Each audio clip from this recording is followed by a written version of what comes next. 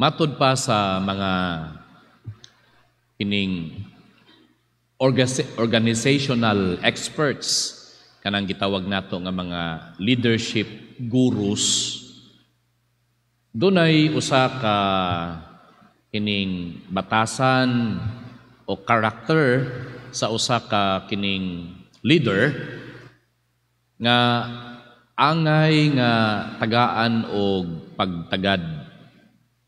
Ingon nila, ang usa ka nindot nga leader mao kanang leader nga ang buhaton niya, ang unang butang o ang primerong activity niya nga buhaton pagsugod sa adlaw mao ang pagpangita og problema. To look for problems. Pagkadungog na ko ana primero sa usa ka klase dito sa MBA. Ayun ko nga paita no, mura tag tan-aw nato sa usa ka leader pananglitan ingon tag CEO, Chief Executive Officer sa usa ka multinational company. We thought nga naara na diha sa iyahang kwarto no, sa kwadra, kina air conditioned, sa gawas na ang iyahang mga empleyado. Murag ingon ana ra nga makita nato ba no? Pero pait daay kayo ang ilahang ingon tag papel. Tungod kay as soon as they enter the office, the workplace, they have to open their eyes as well as their hearts, no? Ang ilahang mga salabutan. No, nahuna unya kalabot sa pag-atiman sa mga tao, mga empleyado, mao ang pagpangita kung unsa may problema karon, unsa may problema, no?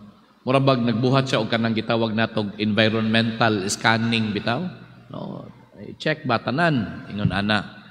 In the hope, no, ang gilauman nga once we have identified the problem or problems, then we can do something to fix it and then to improve the situation. In that case, kung kini usa ka sanatad sa negosyo, if this is a business, then all the more they can provide better services and products to their valued customers.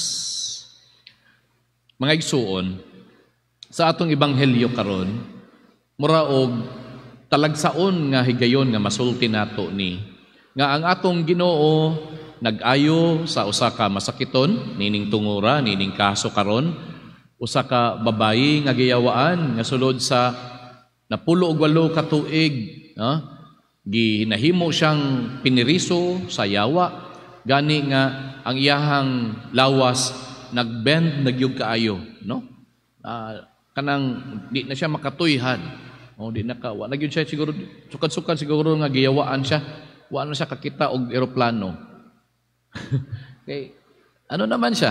Ang nakita niya puro ra gyud yuta, di siya katuyhan, kita sa taas, no?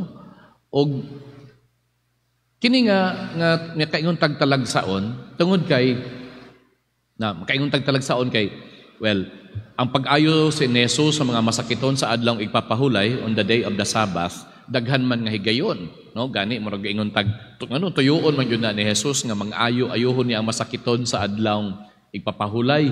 Murag nangita gyud siya bikil sa mga Pariseo, no? O mga Hudyo nga kanang devout yung kaayo. Pero mga igsoon, ang nakalahian ni and in many in a very few instances, I could not recall, no, nga giayo sa atong Ginoo ang babayi nga masakiton bisan og wala man nang hangyo ang babae nga ayuhon siya niya. Sa kadaghanan man gud natong mapansin, no, na obserbahan nga kining mga giayo sa atong Ginoo sa adlawng ipapahulay ug sa laing mga adlaw nga sila mismo, ang masakiton mismo mooy miduol kaniya, mooy miluhod kaniya. Diha atubangan kaniya, unya nangayo, nagpakiluoy, nga ayuha in taon ang ako ang anak na babae, ayuha in taon ang akong ulipon, ayuha in taon ako, let me see, no? Let me regain my sight. So sa dagang mga higayon, mismo ang masakiton, they had the initiative to approach the Lord and ask to be healed. Niining mga few instances, sama karon, ang atong Ginoo mismo, Jesus took the initiative to heal the woman. Tungod kay nakita niya, nabuhat niya sa atong Ginoo, tungod kay nakita niya nga adunay problema.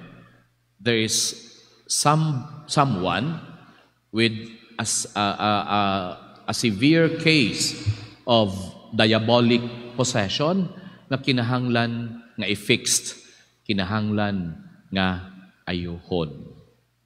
Nindot kayo nga kining pagpakita o panigingnan sa atong Ginoo nga lagi ang pag-improve sa sitwasyon, sa kondisyon, sa tao, dili man kinahanglan nga ang mga apektado, ang mga biktima, maoy moduol sa tao nga naa sa poder, sa tao nga gustong mo alagad.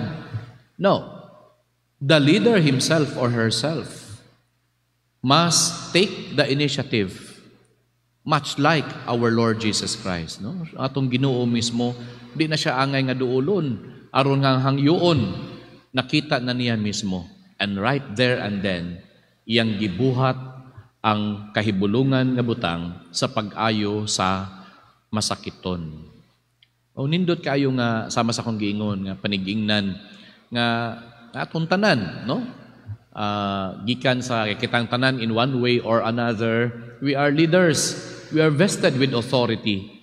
Nindot pug kayo sa pagsugod nato sa atong adlaw diha sa trabaho nga doon natay bitawng an eye or eyes, no? To look around and see unsa may problema rire. Unsa may problema. Dili kay aron mangita tag kalisangan nato, no? Dili kay aron mangita ta og kanang madungagan tag ma-stress ta, no? But that is part of who we are. Sa ato ang pagka-leader, sa atong mga lagad. And then, because that is always part in us, then we'll have to look for sort of problems so we can improve and so we can make this world a better place to live. Mga igsoon, atong pangayoon sa atong Ginoo ining santos nga misa, nga mutubo kita sa maong diwa, that we may have the eyes, doon kitay mata sa pagtuo, na pagtanaw nato sa mga sitwasyon o kondisyon, atong makita usab ang paagi kung unsaon nato kini pag-ayo o palambuon ang maong sitwasyon. Amen.